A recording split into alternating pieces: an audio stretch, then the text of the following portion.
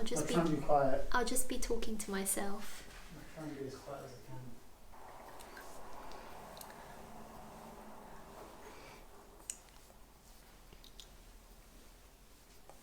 From my limited understanding of the research, eating disorders are very, very difficult to deal with.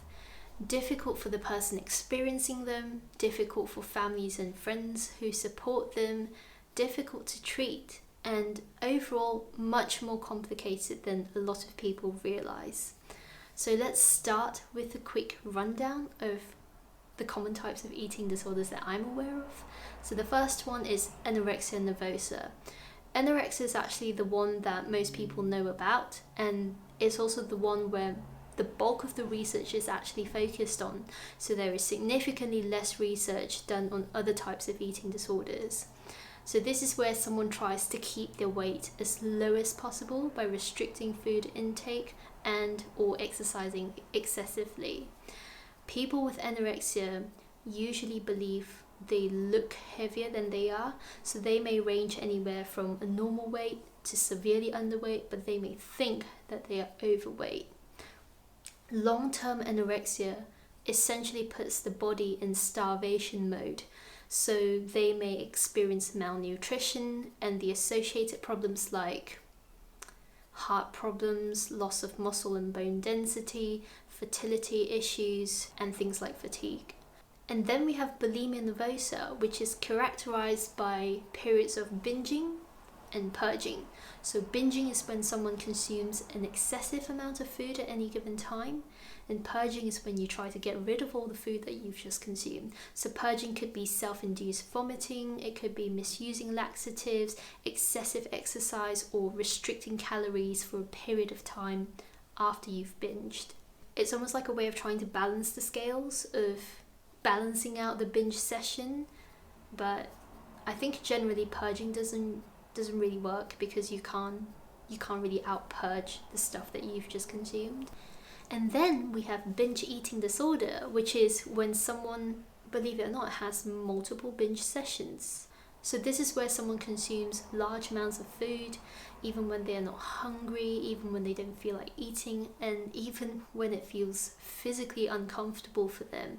So they're more likely to binge eat alone because it's associated with feelings of guilt, embarrassment, shame, and well, you usually wouldn't want other people around when you're doing that.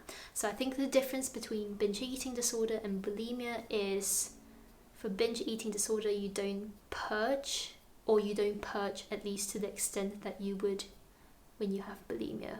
So there are other eating disorders, but I don't think they're as common. So things like orthorexia, where someone has an obsession over the quality of food that they consume. So they'll only eat things that they perceive to be clean or healthy. And actually I think orthorexia is so new that it's not even recognized by the DSM just yet. There's also body dysmorphic disorder, which is the one where people spend a lot of time obsessing over the physical flaws or their perceived physical flaws. Actually, I don't even know if that's an eating disorder. And then there's the one where people eat things that they're really not meant to, like soap or stationery. Yeah, I don't know what that one's called. So, why are eating disorders so difficult to deal with? I don't think there's anyone who really knows exactly why eating disorders occur, but there's some speculation and theorizing going on. So, eating disorders. It's not necessarily about food. It's not even necessarily about weight or how they look. There's usually something else going on in tandem. So EDs usually have a whole host of comorbidities like anxiety, depression, OCD, PTSD, abuse or trauma. And I think most of the time it's more likely that they have these comorbidities than not. So it could be about things like control. Someone may be feeling powerless in their own life, say they're experiencing abuse, and they have absolutely no control over that situation, so they exercise rigid control over other parts of their life that they can, like their food intake, for example. So restricting their food intake gives them some semblance of control over their life, which from the outside appears as though they have no control over.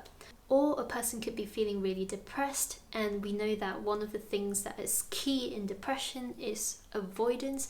And one of the ways to avoid feelings of insecurity and inferiority is by emotional eating, which can eventually turn into binging, which can then turn into a disorder.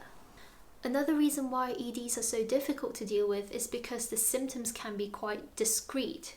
When we think of an eating disorder, we picture someone with a thin, emaciated, weak frame who needs to be hospitalized, but not everyone with an eating disorder looks like that. People could be a healthy weight or overweight or very overweight and still have an eating disorder. Friends and family who don't know what to look out for would never dream that one of your loved ones could be experiencing these symptoms. Someone with bulimia could go out for a nice meal with their family, and after consuming their 3-course meal, which is absolutely delicious, they could then promptly go to the bathroom and throw it all up. Or in their head, they would try and offset it by exercising rigorously. The problem is, how do you know the difference between vigorous exercise and unhealthy, excessive exercise? Also, with all the talk surrounding obesity right now, if your loved one was eating in a really healthy manner and taking care of their body, how do you know when it crosses over into an unhealthy obsession over health? How would you know? It's not that easy to tell on the surface the difference between diet culture and health and normal eating patterns and actual clinically unhealthy eating habits. It's not that easy to tell the difference sometimes. So let's say you determine that someone you know has eating disorder symptoms.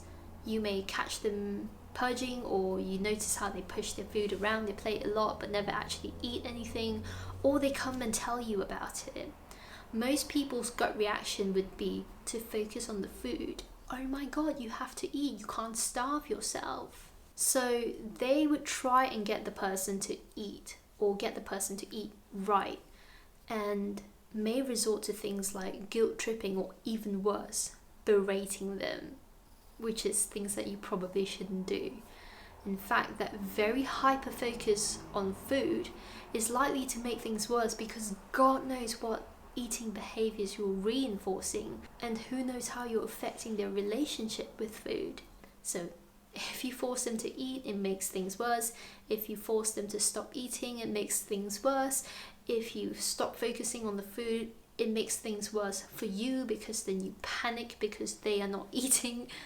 So if it really feels like you can't win in that situation.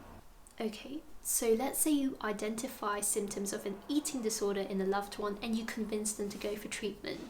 The first thing that I think most doctors will prioritize is your physical condition. So before you can even think about mental health treatments and therapy, they will make sure that you are physically stable. I think it's actually a requirement. So if your BMI is below a certain range, they'll want you to bring it up. If you are suffering from signs of malnutrition or dehydration, they'll want to focus on that first. If you have other ED related health complications like heart problems like arrhythmia, is that how you pronounce it? Or things like issues with blood pressure, they would want to work on all of that first. And that's great, really, because how can you go for therapy if your body's falling apart? But if someone is suffering from severe depression or anxiety or any other psychological condition, it can be really hard for them to be compliant in doing things like getting their BMI up. Imagine if you have an eating disorder and you make it your life's mission to keep the number on the scale down.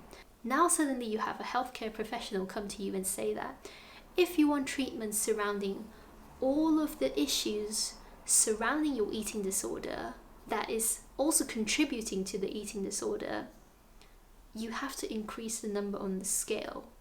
To me, that is really tough. That's really difficult to deal with. Not only do you have to bring your weight up, you also have to keep it there for the duration of treatment. So you'll be exploring some really difficult, deep-rooted, possibly traumatizing life issues while having to maintain your weight. The last thing that I want to point out is that everyone has to eat, And each meal, so usually multiple times a day, can be a trigger for feelings of guilt or shame or indecision and just general agony. It's not like substance abuse where you can go cold turkey or just avoid triggers entirely. I mean, that's a really bad and unfair, oversimplified way of looking at it. But I guess what I'm trying to say is you need food to keep you alive, but food is also the thing that is doing your head in. So to summarize, eating disorders are difficult to deal with because there are typically a whole truckload of other psychological disorders that accompany it. The symptoms can be difficult to detect in daily life if you don't know what you're looking for. Treatment is not in the least straightforward. It's complicated and kind of has to be personalized depending on what the associated problems are. And at the end of the day, the person experiencing the eating disorder still has to eat, and that can be a huge source of distress in itself. So that's just a fraction of my thoughts on eating disorders in general. If you have any thoughts that you want to share, or if you want to talk about your experiences, please do so in the comments down below, because I would love to hear from you. And once again, thank you very much for watching.